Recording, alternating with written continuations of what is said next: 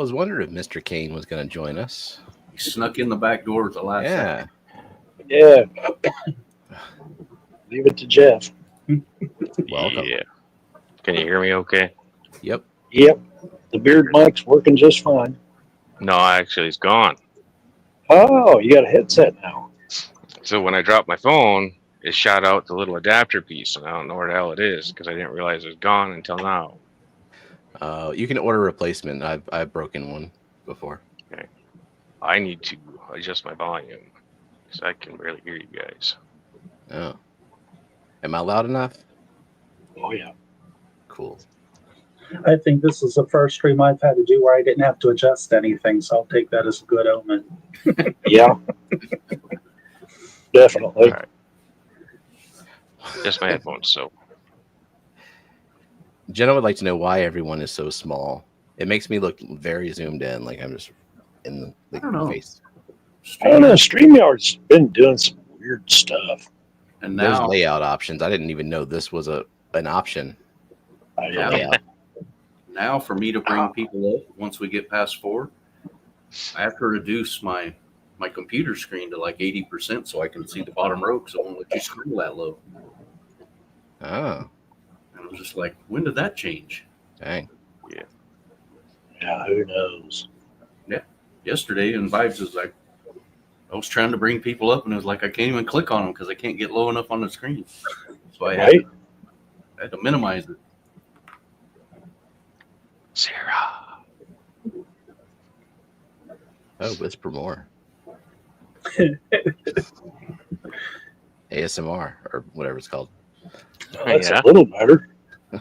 That is the weirdest stuff I've ever seen. I don't get it. Yeah, I don't either. And Yeah. like, I mean, I can appreciate like they get thousands of hits. I'm like, how like they're eating. Yeah, I like don't- 1,000 people watching that crap. Yeah, Yeah. I don't get it. It's like, I- why? When I did the fish room, I did it all wrong. I should have labeled it as ASMR when I was doing the mudding and the painting. Oh yeah, and put a mic right up there on the knife too. Just Yep. Yep. It was so loud in there, and with just my normal mic. I thought it was annoying. and then you can do a live stream of just the paint drying. There'll be somebody watching. There's something. There's a pot for every lid or a I lid am for every pot. not going to comment on that. There would be somebody watching, guarantee it. There was a live stream the other day, and it was one goldfish in like a 29-gallon, and it went on for like 12 hours. Yeet. And I was like, who is watching that? There's no discussion, no nothing, just one Well, goldfish evidently you were. for like 2 minutes. Yep. Guess what? 2 minutes counts. Several other people scroll by for 2 minutes. That all adds up to views and watch time. Yep. Yeah. It was just They look like, at their stats Eventually. and they're like, "Hey, we had 900 people stop by this stream." They yeah. don't get to see your facial expression or your thoughts when you stop by. They just Granted, it was only for a couple minutes, but still. Yep. 900 people, and they got 200 minutes of watch time. That's just crazy. That's a very low effort way to get watch time, though. It is. It is. Well, at least the goldfish was in a somewhat appropriately sized tank. Like 29 would probably be the minimum I'd go. Depends on the goldfish, but yeah. Yeah, Mexicali, I wasn't going to tell them that was you. Yeah, we pretty well guessed that right off the bat. Yeah, he would have had 3 or 4 in that 29. Mm. So you're saying I can order just the adapter for that? Yeah. Do you have the same one as I do? The Lark, whatever thing. Yeah, it's the Lark. Yeah, I broke the USB-C one like on day 2 because me. And yeah, you can order a replacement Okay, I have to order one then. on Amazon actually. Yeah. Ah, yeah, fun. Nice. Yeah, and as it warms up, this bottom half just turns into solid green. Oh yeah, that's kind of how my phone ended up dying. Like I still have it, but now the screen flickers, and I had to get another Galaxy. Well, I'm trading it in. My old one's missing big chunks of glass. They don't make we used to, where you could just pop off everything and replace the screen. Now you got to put the thing on a hot plate and melt the glue evenly and dry it off very carefully. Yeah. Please replace screens.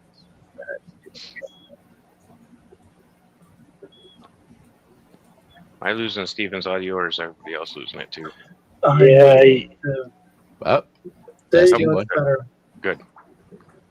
he was starting to sound kind of robotic there for a minute. Oh, It's might have just kinda lost connection for a mm, second. It happens. Yeah. Kids using the Wi-Fi. The kids are home for the summer, so like the internet dial is just spinning. So grounded you're still on the using internet for the summer. dial-up. Jeez. God no. You got a pretty good signal if you are. Yeah. Right. Need to let Jimmy P in on that one.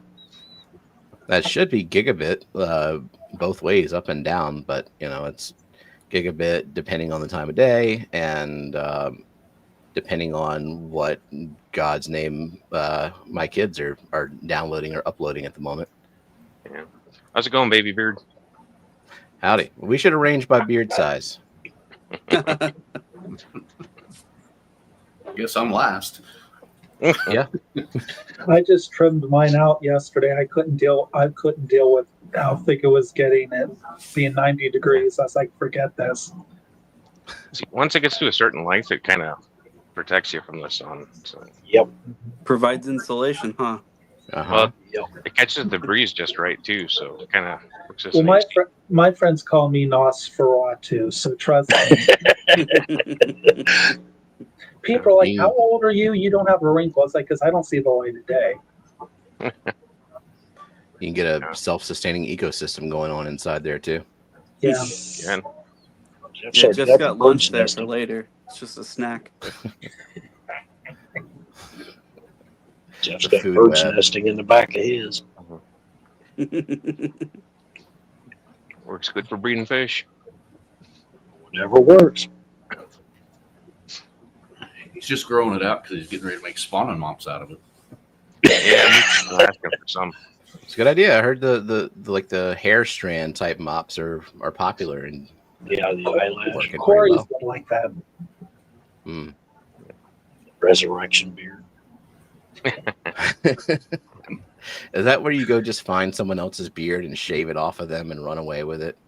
Put it in a jar. Yeah, I'd say yeah, that works. Okay. You didn't see those videos a few years ago? That guy had that cordless razor and he'd run up to somebody like a field or a park yeah. somewhere and just I haven't. I would question whether that was real because that's how you You get dead. yeah, you either Until you die get or you shot. get inches from Yeah. life. They pretty did that on Jackass, I think. Yeah, they did. Yeah. Yeah, That's how you lose friends. quickly. Yeah. I think with Jackass or anything goes, they're just told like, yeah, we're gonna make your life miserable. Yeah. Pretty much. We got a big fan of Ed in here, Susan Everett. Hi, Sue.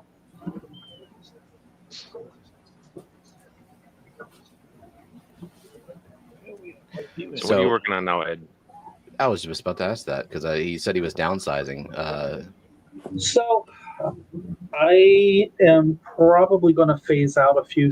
When I say phase out, I mean I'm still going to keep the bloodline, but not as many tanks. I'm going to phase out some of my Xenotokas and some, especially a lot of my Pardalis. I have so many Pardalis, and then so many Amica Splendens, and I'm focusing more on building my bloodlines of all of my Kracodons. I'm working with one particular Kracodon right now. Probably by the end of this year, beginning of next, it's going to be extinct in the wild. It's Kracodon Audax Los Pinos. And there's probably right now, last report from the Goody Working Group, 2 locations that hardly have anything there now, and probably by the end of the year they'll be extinct. So I'm focusing on them, and I was fortunate. The 2 trios I got from a friend from the American Library Association. In the last year, I probably have produced 60 to 70 offspring, and I'm just building the bloodline. So I'm going to focus more on the crocodons, some of the more extinct and stuff like that. I'm going to be working more. I am keeping one Xenotoco melanocaster, focusing more on the ones that are really diminishing. And building those numbers. Like I said earlier, for me to keep my bloodlines going, I have to keep at minimum 5 aquariums going. And this year, my El Tabaso, Aquatics El Tabaso, haven't been producing well, so I'm working on that. But I'll tell you what, working with 110 aquariums and because I have, I'm breeding, so I feed heavily when I breed and when I'm feeding babies. So I'm doing water changes at minimum once a week on all of the tanks, and I do it by hand. That's a lot of work, and it's just getting to the point where like something's got to give. So I'm going to be cutting down some of those. And so when you do cut down, do you have people who are willing to take those fish? Like you have a local? That's what I figured. Like you shipping them. So I ship them. So I have people throughout the country right now that I'm working with. So like with my crocodons, we all know we can be the best aquarists in the world and something can happen. So what I do is my bloodlines I really work with, I have sent some out to friends so that if something happens to mine, I can pull for those. So it's just really interesting. This week, one of my friends that breeds discus, he called me up in tears, grown man in tears. I'm like, what's going on? He's like, something happened in the fish room. And he had easily 40 pairs of discus. He's down to 6. He's down to 6. Something happened in the and he did water change, and he's done the same way that he always has. He's lost all his discus. So like, with working with the critically endangered fish I have to have a fail safe. So I'll ship some out to friends of mine so that I have that bloodline that I can pull from if I need to in the future. And that has happened to me a couple of times. And that's another reason why I do so many tanks of them instead of just 1 or 2. You don't want to keep all your eggs in one basket, so to speak. Mm-hmm. So. Yeah. That is something that is really irritating because I have the Vulcan quarries. And I recently lost all but one for absolutely no freaking reason. And you still don't know why? Jeez. Nope. How long did you have them? About a year. A year. Oh, that is infuriating because it's. Did they spawn for you? No, they still had time to go. Okay. I mean, it might be longer than what I thought, but it's about a year, I think. Okay. Do you have a male or a female? No idea because they don't grow the dorsal until they're in spawning. They are only annual spawners, right? Yeah. Dude, all information so far. Annual, and it's in the springtime. So you get like 1 shot? Yeah, 1 shot. Wow. I had my Napa lenses for 2 years before they did anything, and now they're just all over the place. Yeah, I still have fish that I have had for like 3-4 years now that still haven't spawned for me for quarries. Yeah. Yeah, those are the kind where you have to like simulate the extreme conditions, like where they feel like they're on the verge of death, like they're drying out in a puddle, and then you make it rain for a minute and then put some food in there, and that's what Eric Bodrock does. Eric will let a tank go for months, and then bombard it with live food, do a really good water change, drop the temperature, and then there's eggs everywhere. So. Yeah, I haven't tried to go that extreme yet. The Corys I breed, they respond to lots and lots of food and water changes. Same here. Yeah. Well, Jeff, if you need more Vulcans, my neighbor has some, so I can always talk to him if you're looking for more. Wait, who's your neighbor? At some point, yeah, that will be. I do really like that line, so I want to get it going regardless. Who are you counting as your neighbor? Mitchell Broom? Nice neighbor to have. Yeah, it's probably the best one I can get, right? Yeah. Just like sneak into his fish room. Do you have a key? And suddenly he's missing a few Vulcans. Yeah, I wish. And quite a few other endangered species or rare ones. Yeah. I think that's illegal, guys. Look, I would do water changes and Only stuff if you for get 'em, caught, but I Ed. don't need to. It's all Yeah, I automatic. guess I know there's a lot going on with the Vulcan quarries. I Yeah. don't know if they were misreported for harvest location or what the deal was, but I know when they went out to classify them, they couldn't find them. Mm. So either they're just gone, or because everything that you have in the hobby now is from Europe. Well, I know when I was over there last, I was showing you some of the video that didn't make it into my video I put on the channel, but I actually was pulling Vulcan Cory eggs. So his are definitely breeding. So Yeah, Dang. Yeah, make them cheaper. Yeah. I don't I'll think that ask. there I'll really put in a should good be word for you. a normal fish on the market for more than $150. I mean, you got your like supersized koi that you spent 30 years growing out or something, but you know, No, but yeah, I'm not just casually buying no corridoras that are even really. I don't think I've ever bought one more than like $25 per I fish. thought you had gold lasers. Well, I didn't. Albino. Well, I bought those for Foxy and Peplin, so they have them. So technically, that doesn't count. Because I would not Nice spend that little kind of loophole money, there. and then I wouldn't put them in my fish room, and put them in a fish room where someone is actively breeding other corridoras and knows what they're doing a lot more than I do. Yeah, no, I'm just hoping the fireballs fire off soon. Hmm. That's what I did with those albino pygmies. When I picked them up, I handed them to Foxy and said, "Make some more, and when you get a bunch, send me Yeah, some." exactly. Yep. That way I don't screw it up. Yeah. I'll take the second generation for sure. Second generation's always easier to work with anyway. Right.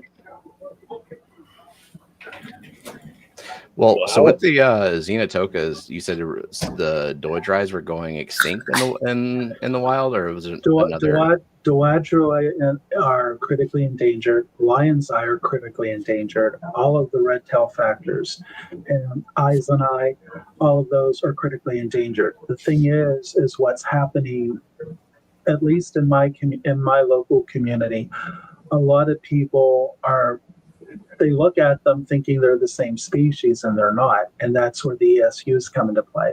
And then they're being hybridized and stuff like that. So I'm at the point now, if my bloodline would bottom out, there's no one in my area that I would trust with a true Doadroi or Lion's Eye. So, like with rainbows, there have been attempts, I think some successfully, of reintroducing basically an extinct species back into the wild. But there are some instances where, like, a rainbow, it's probably the same with Goodeids, where the habitat itself is gone because to begin with, it was like the size of a pool. You know, it was very, very, very small habitat. So, is there any kind of program or plan to like reintroduce those fish, or is it just kind of keeping it going in the hobby? So for right now, in the last few years, we've had two species that have successfully been reintroduced back into the wild. Zoogeneticus tequila, which is listed as the most successful reintroduction program of an extinct animal in reintroduction history. And then recently Scipia francese. And there's a few species that probably in the future that will also be potential reintroduction. But the thing that people need to understand, so if say one of these programs will come to any of us and say, hey, we want to reintroduce a species that you have, they won't take your fish and introduce your fish directly into the wild. So with the Goodeids I have, my Goodeids, if they would take for me, would go to Aqua Lab in Jalisco, Mexico, where they're quarantined. They breed them. They take the offspring. Make sure there's no pathogens. Exactly. So, but I actually have a couple different bloodlines here. I have a bloodline that was brought up that I got from Aqua Lab, a bloodline of Scipia francese that I'm working with, and they're breeding like wildfire for me right now. But for the Xenotokas that you're talking about, there was one Xenotoka Eyes and Eye location. It was they were the last. It was a small area. People fought to have it protected, and Walmart won out, and they destroyed the location, and there's now a Walmart there. Freaking Walmart. I know. So now that line of Eyes and Eye is only available through a handful of hobbyists throughout the world. So if we wanted to reintroduce that one, we couldn't because there's a Walmart over it now. But that's one of the things also with a lot of the Goodyears. People are like, oh, you need new bloodline. You need a lot of these fish come from, just like you were saying, small water holes. So how much genetic diversity do you think is there?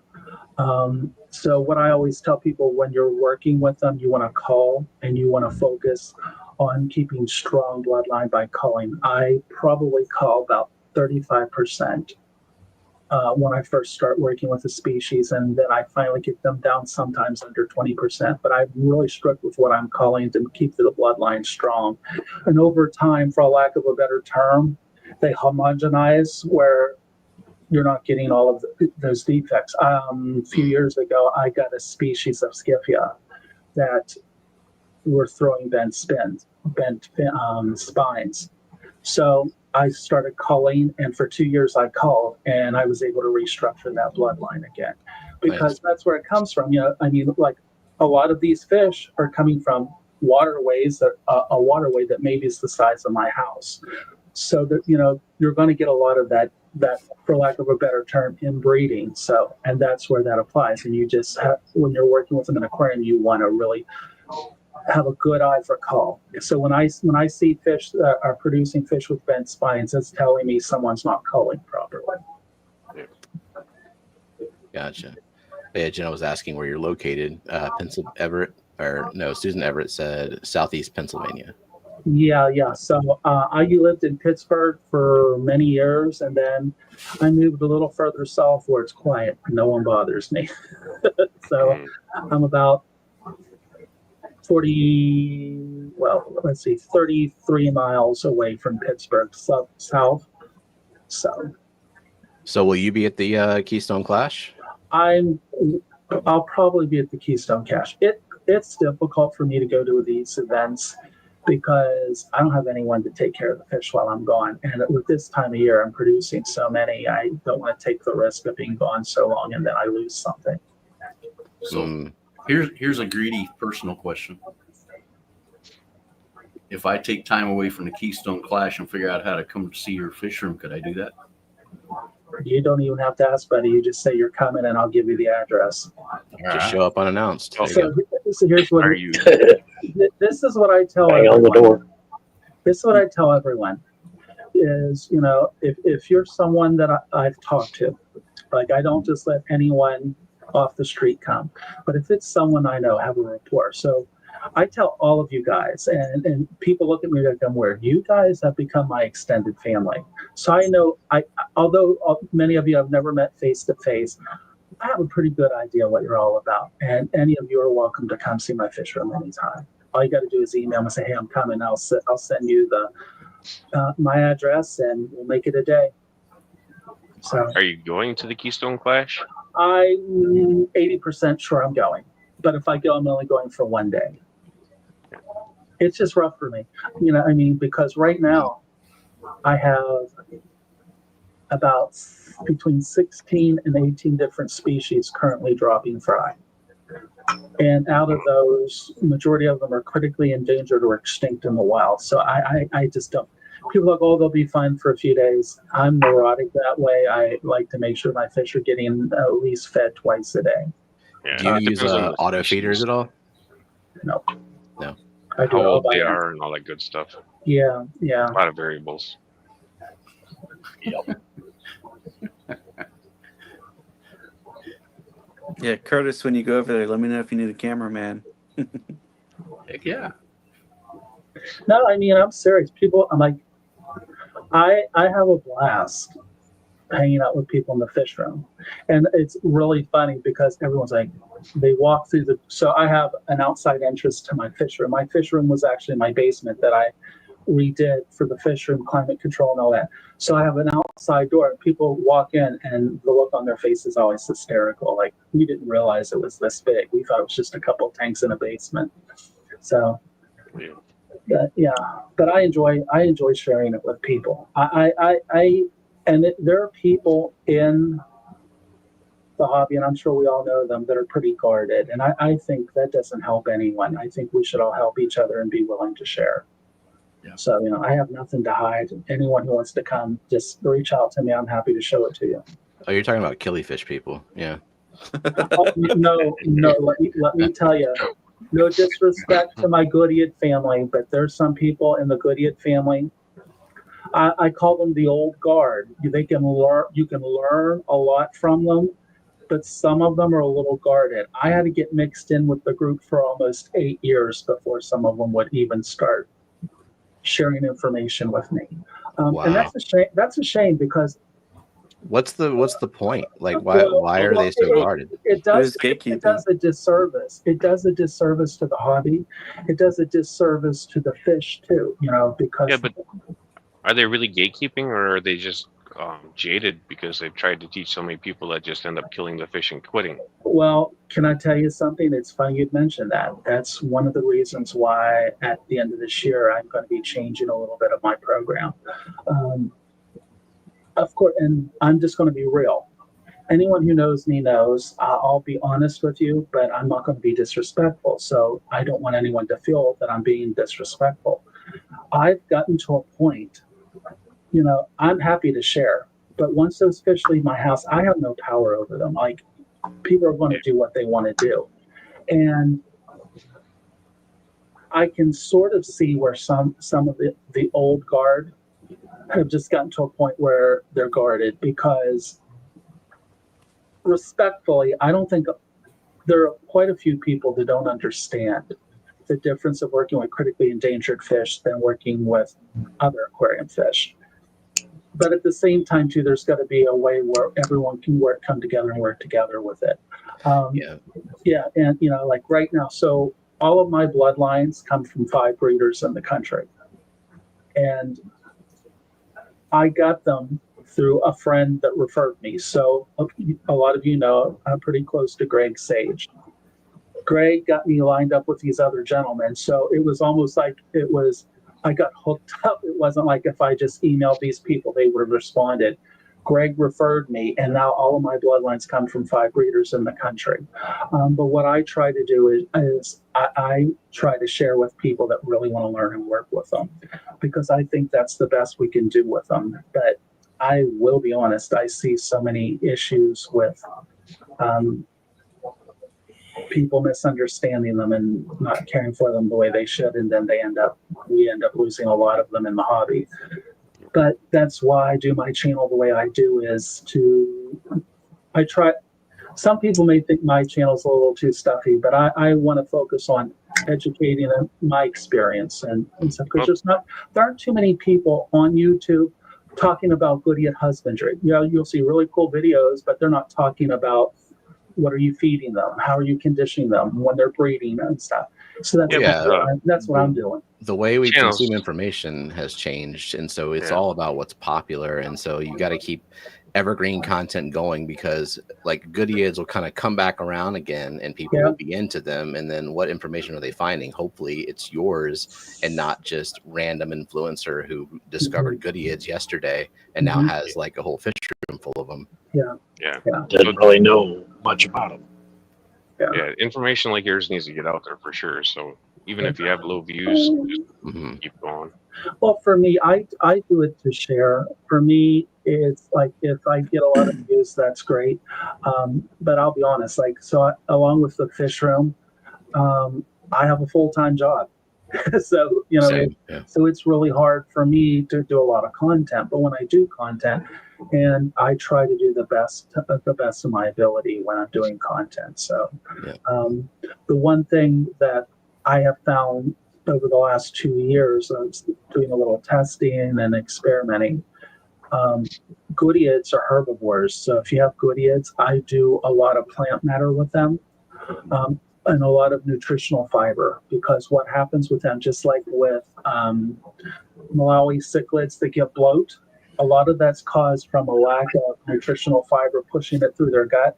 Scipia get the same thing. So I feed nori, and I chop it down to flake and feed that, and that pushes stuff through. And I haven't lost a Scipia to bloat in the last 2 years. You feed what, nori? You said like the seaweed wrap. Yeah.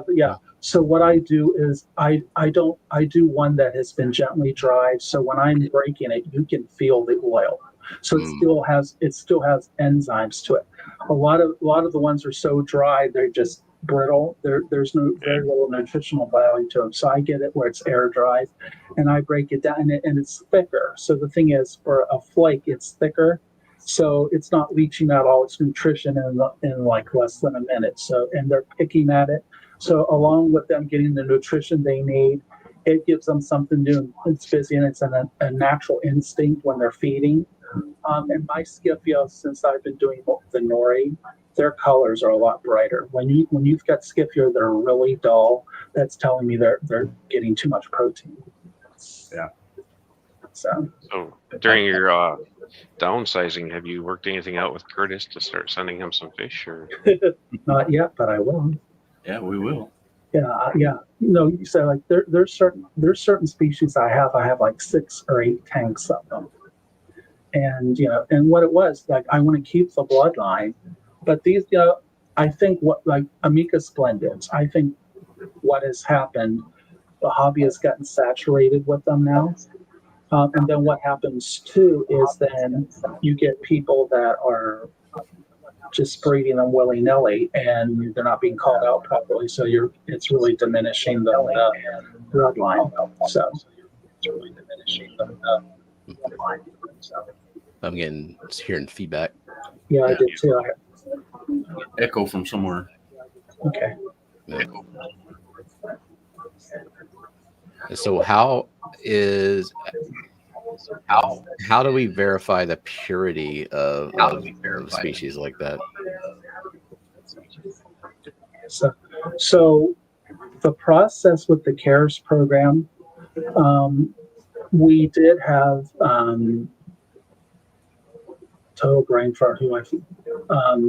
Dr. Paul Loisel, who of course just passed a few months back. Dr. Paul Loisel helped to start the program.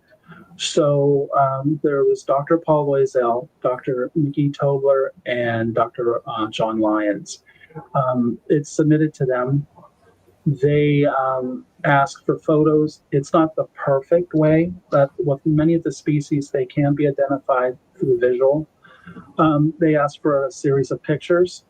If there's any questions after that, like I said to you, when you ask about, well, how do they know if it's being hybridized?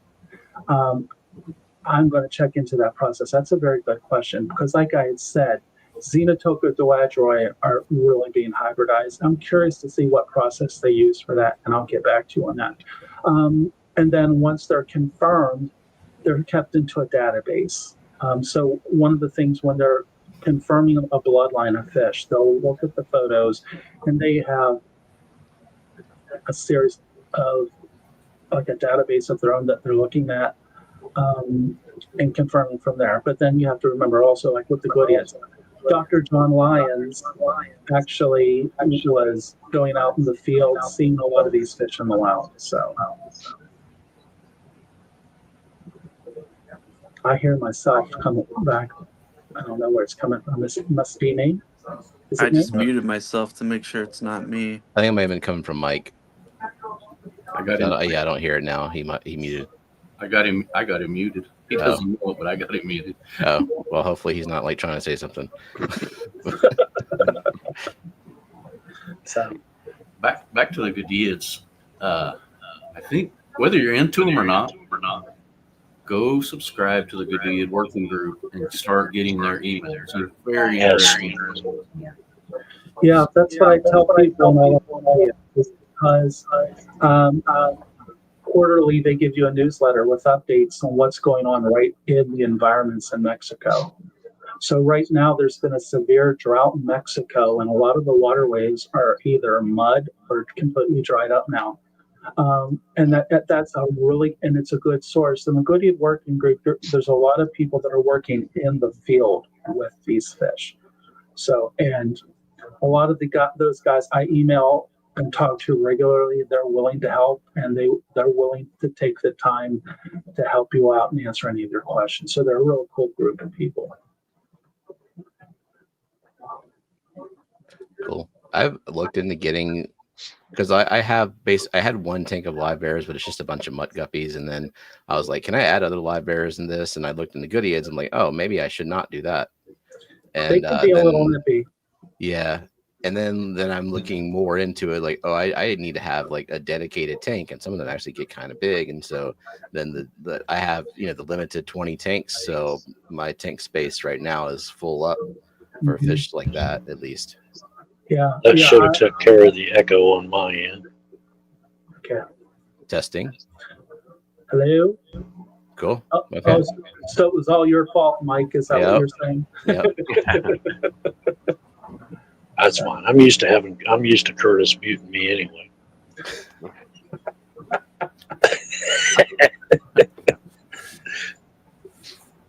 So. Yeah, I might be interested in some of them some of the Goodyears you've got too, Ed. All right, yeah, let me know. Yeah, because like I'm getting to a point where I haven't been shipping the last few weeks because it's just been ungodly hot, and they don't do well when they get really, really warm, and then also in shipping, and then if the heat. So I haven't really been shipping the last few weeks. So I'm probably going to start shipping again once it cools down a little bit, because I just don't want to take the risk of them losing them. I send them in breather bags, but it's a little bit better. But still, if it's over 90 degrees, I don't feel comfortable sending them. So Are how they many one of of them? those fish? Go ahead.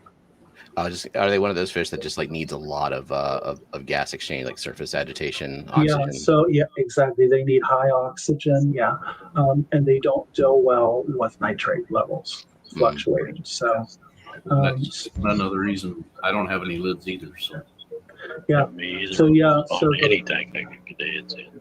yeah, because they need that circulation over the top. They need that gas exchange and high oxygen content. So they're not jumpers? So what I do, they are jump. Some of them can jump, but what I do is I use that canvas knitting. It's like, I don't know what they call it. It's like canvas knitting sheets that you can Oh, make. yeah. I got lots of that. I put that over the top, and I'll put a brace to put it over. So you're getting oxygen flow, but there's a place there in case they do. I had a couple of my prize-winning trout. Or you can do the screenless. Use those too. Yeah, or like the egg crate light diffuser material. Yeah. So how many of them like hot water? There's two species that can tolerate above 75 degrees. Diwadroi, we have found, will spawn and do well in Ateniobius toweri, the blue-tailed Goodyear. With my experience with the blue-tailed Goodyear, blue-tailed Goodyears can get up to 3.5 to 4 inches.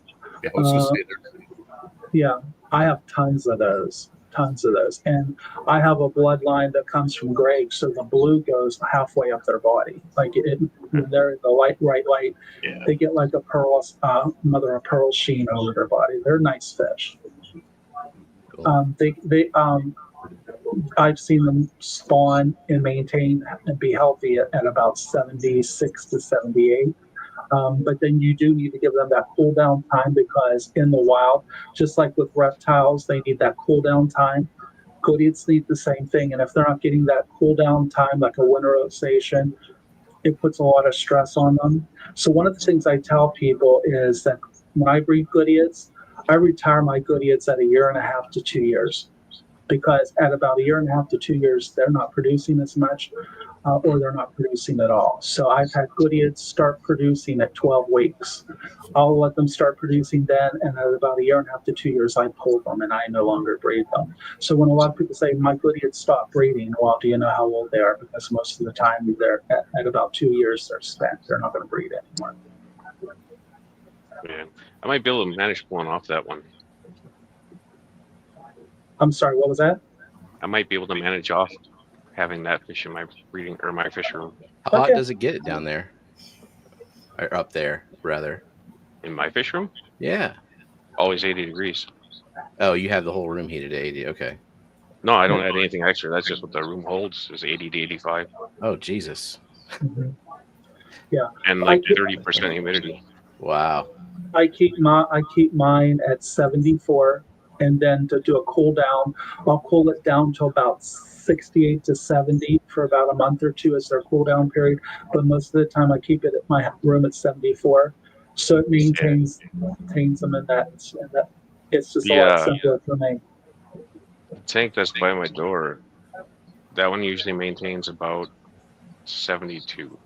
That would be actually perfect then. Yeah, I remember Greg saying something about he had an area in his fish room where the temperature fluctuated a lot. Yep. Yep. And that was where he was keeping a lot of his Gideids. Mm-hmm. Yeah. Probably by his back door, he's got a sliding glass door. So all my upper tanks run about 80, and then Okay. it drops down about 2 degrees per level. Same here. So for me, it goes from 74 down to about 71. Top tank 74, lower tank 71. Yeah, this corner 10 gallon I can get colder because it's right next to an exhaust vent. There you go. So One it's of, got the a things, little bit of draft. one of the things I tell people, you can cool a tank off too by just putting a little fan and having it blow over the top, and that will cool the same way too. I recommend that with axolotls. Oh, I would need a chiller for axolotls down here. I'm in Louisiana. Oh yeah, you would. You know what? I used to breed axolotls years ago, and I got a chiller, and I've never used it. Got out of axolotl shortly after, and I've got a chiller brand new in the box downstairs that I haven't even used. Mhm. So, There you go, Stephen. Just pick that up when you're in Pennsylvania. No, I Yep. also have to be like into axolotls enough to bother with that. they're a lot of work. People don't No realize. offense, Foxy. I just, it's not my thing.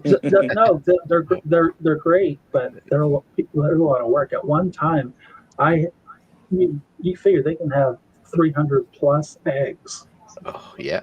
And there was one time I had well over 200 babies I was feeding, and that's a lot. That's a lot to feed, and it A lot got of yeah. axolotls. it got old quick.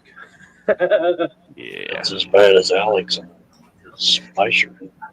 Yeah, my like all my tanks are integrated into the house. So like I have a fish room, but it used to be our dining room. It has no doors, and it's the gateway between the kitchen and the living room. So any temperature control, the rest of the house has to be brought into mine. So and it's summer Louisiana, so it's like the tanks either have a heater or they don't have a heater, and if they don't have a heater, then they're just at the whim of whatever the house temperature is. Yeah. I'll tell you what, I'm looking at some of your rainbows, and when I first looked, I thought for a minute, they almost have colors like the really good Odessa barbs, the great breeds. I'm looking there's some really nice color in there. So this is the light that's on this tank is a narrow spectrum bandwidth light. Gotcha. And so unlike most aquarium LEDs where there's a high peak in blue and then everything else kind of levels out, maybe a small peak in red, this is almost exclusively a high peak in blue, an equally high peak in green and yellow, and then an equally high peak in red. And so you can adjust it to make your fish kind of look however you want. So you can make them look really, really, really artificial. And like they're not as the Bosemani that you see with the back half is that's a Bosemani. Yeah, they look oranger like they should be in person, but then you put a cell phone camera on auto mode and film it, and the cell phone camera is like saturation, and so it looks even more artificial on camera. Yeah, they remind me of Greg Sage's bloodline of Odessa that I'm working with right now. Have you seen those? Have you guys seen those? Yeah, I need some of those yet. So the males start maturing out at about 1.5 years, and the males are a deep scarlet red.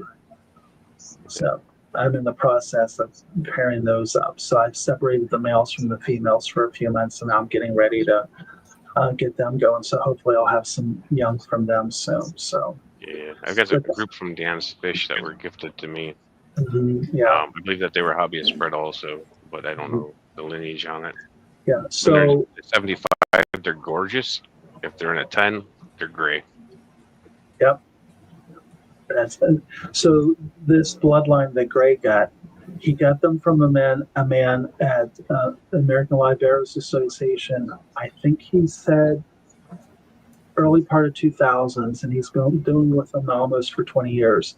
And the bloodline you can't find in the hobby anymore because for them to reach sexual maturity and get that really intense red, the males have to be about 1.5 years old. And most shops aren't going to wait that long and have a little gray fish all that time. But Well, that's like rainbows. They're they all look kind like of a little silver silver. gray fish until they get older and the male. Yeah. And Oh, they're also a And then all little of a bit sudden, bigger they too. get- My black ruby barbs are Yeah, like that. yeah. So the latent stage male of the ruby barb, that's what this bloodline of Odessa looks like. I mean, it's scarlet red. But yeah, I've got black ruby barbs in that tank behind me. I thought I saw some in there. Somewhere I have a picture when I went down his stairs, the very first row, and I mean it's a row of like 20 highs, like Yeah. 10 or 12 in a row, Mhm. and it's just All Odessas. and you just stand on the bottom step and look at it like this cannot be real. Yeah. Yeah. I mean, what you have to have for this bloodline is patience. So if you want something real quick, this bloodline of Odessas is not for you. So I got mine from Greg almost, well, this time it'll be going on 2 years, and the males have just really started displaying their colors over the last 2 months. So Well, I believe Geek Boy lives like in the same neighborhood as Greg. He should go grab some of these. He does. Ship them for me. Greg Geek shipped Boy them. loves to ship fish Crazy. too. Like it's his favorite thing. He did good. He shipped some to me before. Another reason why a lot of them were that line in general was just not being prolific in the hobby is the females don't show the color as well. Yeah. And for the males to have to be a year and a half before they're really showing, they're really vibrant. A lot of the females were getting cold early because they're not showing good colors, and you end up That's with a lot of exactly males and not a lot of females. that's exactly right. Is that what You happened know. with the Scarlet Baddest too? Yeah, Mm-hmm. it's just the wholesalers trying to make Yeah. a buck and to try to only keep the pretty ones, and unfortunately the females didn't have the very vibrant reds, and so they got cut out, and then you get left with very few females and then 1.5 year old males, and it's it's just not a good combo. Yeah. Yeah. If a breeder is holding on to them until they're showing color, if someone says, well, I'll buy it from when they're showing color, you're going to wait about 1.5 years. So by the time what you invest in them, it's not a fish like if you have a business or you're a breeder for profit that you can turn over quick. Yeah. So, but they're cool. There ain't no profit in breeding. I've given up on that a long Oh, time. hey, I'm going to tell you. So I can appreciate when people do videos on breeding for profit. I've been working just with the Goodyears for 7 years. I'm waiting to make my profit. Yeah. But I mean, you gotta. You actually account for everything. You account for your buying the tank, the electricity, the food. It's all part of it. well, it's like a few months ago, I had mentioned I bought a generator because in my area we get normal power outages, and for some of the fish I have, I wanted to make these safe. So just getting that set up and all of that is going to set me back about another year until and the thing for me, I like if I would make a profit, that's great. But for right now, as long as it's sustaining my hobby and I'm breeding these fish and sharing them with people and it's sustaining the hobby for me, I'm good with that. So, but yeah, like when people are like, oh, I get at least once a month someone calls or emails me, hey, I want to quit my job and do this full time. I mean, you Yeah, are I think always that's a good welcome to quit idea. your job. You know, Yeah. That's- Yeah. I It's a figured lot. if something is popular and you can go back in time about 6 months and start breeding it ahead of that popularity boom, Yeah. then maybe you could do well if you keep Yeah. rotating out what you're breeding. Yeah. Yeah. I mean, it's one of those things you have to love this, and people need to understand it's Yeah. hard work. It's hard work. It's not that Yeah. you can't make money doing it, but you're not going to be a millionaire. I mean, you make beer Exactly. money. Like Beer during money. COVID, I bred just the regular albino bristlenose plecos, and I made like $2,000 off of those just because it was COVID and you couldn't get them. You had to ship them. So, Yeah. but that got old really, really fast. Yeah. Yeah. And how long did it take you to make that $2,000? Like a year. So can you live off of that? No, but that was one tank, one project, and with a full-time job. Yeah, I'm not quitting my day job. Yeah, I'm pretty lucky. I have a decent job, and I really like the people I work with, but it's really time consuming for me. So there's some nights I average about 4 hours sleep between. What do you do for your day job? So I have been a nurse for many years, and recently I just took a human resources director's position for a home care agency. So my time is really spent a lot. There's some days I do 12-hour days at work, and then I come home and do anywhere from 4 to 6 in the fish room. Like I said, there's some nights I'm getting 3-4 hours sleep. So, That's like what New Local Austin does, right? mhm. Very close. Yeah. Yeah. He works He's odd a hours nurse, too. Mhm. Yeah. And I'm one of those people, if someone emails me, I try to get back to them as soon as possible. I don't want to leave them hanging, but sometimes it's really rough. That's like, I've had people, oh, you should do a stream with me. And I like doing streams with people, but sometimes it's really hard for me to schedule something with, especially in the line of work I do. So Yeah. pays the bills, because trust me, like I said, for me with what I'm doing, I break even with what I do here. So if I want to eat, I have to have a job. Oh, So- my fish room is a complete financial drain. Right. Like there is no 100%. breaking even. I'm starting So- off in such a deep hole that I don't think I'll ever break even. Yeah. So the electric bill this last month was $450. Oh, God. Yeah. So that should tell you something. Yeah. That's about what ours is in the summer too, because that's Louisiana. Well, That's yeah. about That's for the whole. That's for the whole house. So Mhm. that's for the whole house. But a big chunk of that is the fish room. So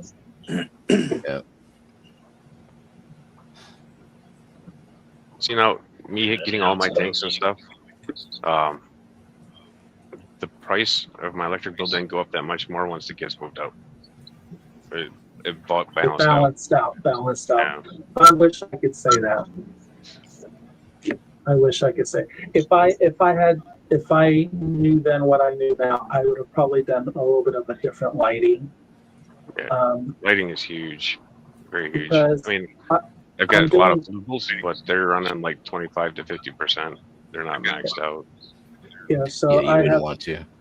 LEDs, and if I think eventually I'm probably going to do something a little different where I can dim it down and stuff. Yeah, actually, I picked up some switches, so that way you can do a Wi-Fi control Mhm. on just shop lights, and you can dim them. Mhm. Oh, that's cool. That's cool. Yeah, you can hook up a lot of shop lights to one of those smart plugs too, or smart switch. Well, yeah, but the smart switch doesn't dim it.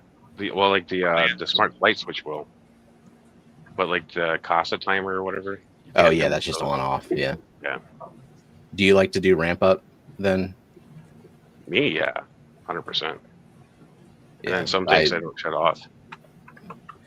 with the rainbows without ramp up, they just like go berserk as soon as that light comes on, Yeah, smacking the they're- walls. Yeah, Big Bite should do that too. As soon as you flip the light on, I can imagine that they would like smack the lid and actually kind of work their way out like an arowana. I've had broken lids. Oh my god, yeah. Broken like wood and stuff in the tank. They freak me out. They'll shoot across the tank and hit like the glass on the other side, and it's like a decent thud. And like you're legitimately worried that they're injured, and you go and check on them. It's crazy. So all my lights they're like soft dim on. Yeah, Crazy. Mm. Nobody I had would do that too. Yeah, I've never shut all my lights off. I have 2 night lights in here, so you can walk. That's why I have like those blue Christmas lights, like in the corners in the fish room. I leave those on ever since Christmas. I just left them up because it's just a nice night light. Now. I just dim them down as far as they go. Leave them on. Yeah. It helps that I have 3 windows in the fish room, so because I grow a crap ton of plants around there, so I just have the blinds mostly open there, so they get that sunlight coming in before they get startled by LEDs. Yeah. I'm in a basement. Yeah. I built It's my dungeon.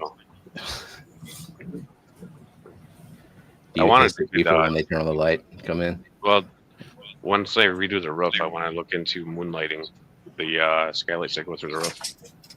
Mm-hmm. Oh yeah. And if I can set it up right so it can go down the aisles, I might be able to ditch the fluorescent or the LEDs on some of the stuff at least. I got a sawzall. I can do that for you. Yeah, I want to use chainsaw works too. Yeah. Just cut the hole and let Jeff take care of the rest. Yeah, don't worry about it. I'll come over there. I'll put a skylight in there for you. No problem. Yep, natural. If you look outside and there's a truck with Kansas plates and you hear this 2-stroke starting on your roof, you're all right. I got you. I still got a couple limbs up there I got to get down yet, so start with those. Whatever shape hole you want, right? We'll cut the limbs down, let them hit the roof first. And then... Oh, they already did that.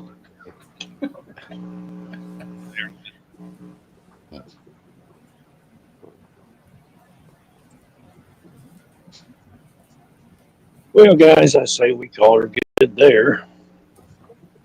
All right. All right. Thank everybody for coming in. Ed, Thanks Stephen, for having me, buddy. Yeah, thanks for having me. Hey, Steve, it was Alex. nice talking to you, buddy. Curtis. Say again? It was nice talking to you. Stay in Yeah, touch. you too. Thanks sure. for having me, guys. Everybody in chat. Let's make sure we all subscribe to Steven, Jeff, Curtis, Ed, and Mike. Make sure everybody's following everyone here. Speaking of subscribing, I'm getting close to that 1K, damn it. Really close. He's getting real close to that 1K, guys. Yeah. When are you doing your first booster? Real box close. giveaway? 1K. At Well, 1K. actually, no, I shouldn't say that. I've got 3 set aside for the 1K giveaway. And 2 are set aside for Foxy. What is it? The Fisher and Punks. Oh, But technically, the first one given away was for Misa. So How the other close are you to giveaway- 1K? Like, where are you at? Can we get some bot accounts in here real quick? I am at Say, one. let me open up one of my other accounts here. Yeah. I'm like 140 off-ish. Okay. Yeah, you could buy that pretty cheap. Put this one Not here that up kind on of eBay. So the booster boxes are intended for the 1K giveaway, and Foxy's. That's what all the buying up of those was for, and a couple of giveaways here and there. Jill stole one of the boxes on me, so that eliminated one giveaway that I could do.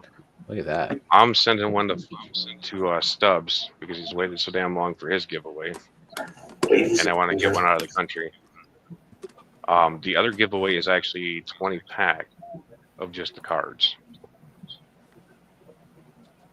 So somewhere in the booster boxes, somebody has a golden ticket, and then And in those 20 packs of card cards. packs, in the 20 packs of cards that I'm going to be giving away, it'll be 2 a week for 10 weeks, and then I ship them all out in 10 weeks, and there will be a golden ticket in one of those packs.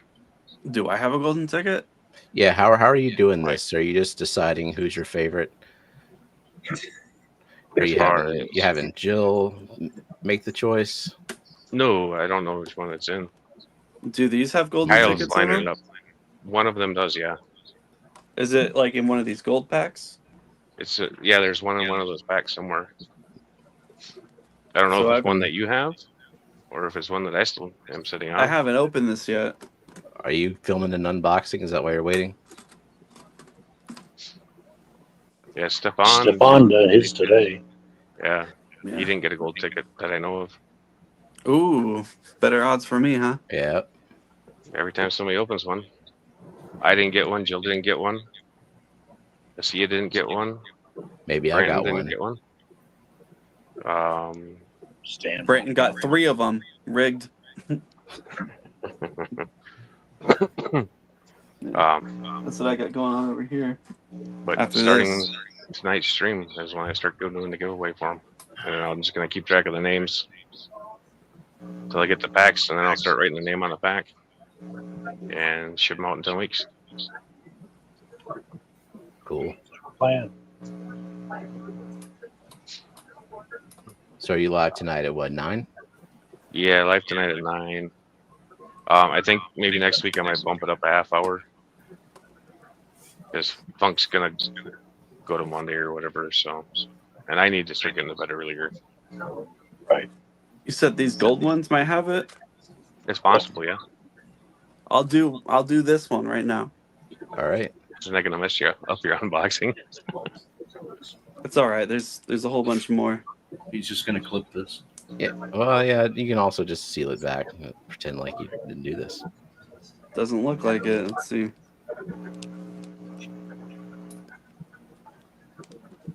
All right, there's nothing in the wrapper. And I No don't know. golden This. ticket. Charlie didn't get his golden ticket this time. Monster Fish Marty. Uh-oh, Father Fish. Whoops. What the fish? That's a valuable Rachel one. Carson. And Dr. Outside. That's what's Nice. in that one. No golden ticket in that one, but there's still like, I don't know, 5 more. I need to list my duplicates somewhere. I guess on Kyle's community page, I should do that. Yeah, he just started that community. Yeah. I have so many duplicates. Me too. I mean, I opened 20 freaking packs plus 2 booster packs. I still have 2 duplicates of Shady Grady. I sent one to Jake and Katie. I hope that's one I hope I have in here. I want to get another Shady Grady, a couple of them actually, but I have one. I have one complete set of everything that's out right now. I have one Shady Grady, and it's not going anywhere. So Okay. We'll All right. we'll see everybody next week. see ya. Have a good night, everyone. See ya. Thanks, everybody. Good night.